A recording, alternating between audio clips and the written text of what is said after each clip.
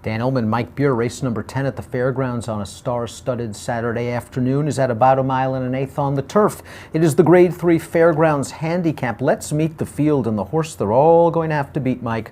The number 4, Daddy Knows Best. He's won 5 out of his last 6 races for trainer Steve Asmussen, and he overcame an almost impossible spot to win his most recent race, the Bradley, over yielding going. Yeah, he really did. You know, his race 2 back, where he got the big figure, he also got a big pace to run into that day. They were really racing in front of him, and then he just charged through the stretch. He was really impressive.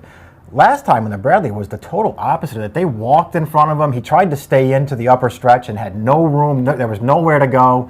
He had to alter all the way outside. He looked like he had no chance in the upper stretch, but man, he fired another good one to close that field out. It was a big performance for Daddy Knows Best. Certainly makes him the horse to beat on Saturday. Yeah. Mr. Mardi Gras ground transport likely to scratch in favor of the mine shaft on the dirt, unless some wet weather forces this race to the main track.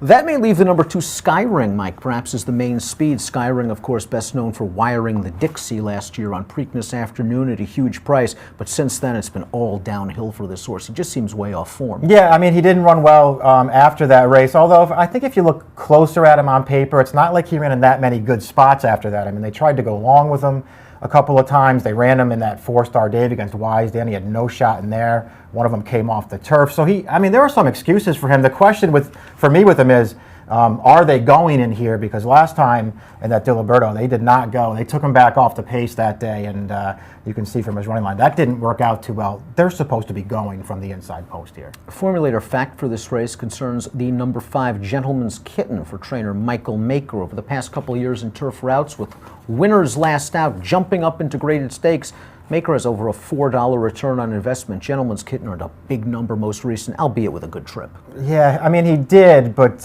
you know what? That was a huge step forward for this horse. In his first start for Maker, it just felt like a big improvement. This was a horse who showed some ability in Catalano's barn anyway. He ran some good races, but he took it to another level last time. I just the more I looked at him, I know he got an easy trip last time.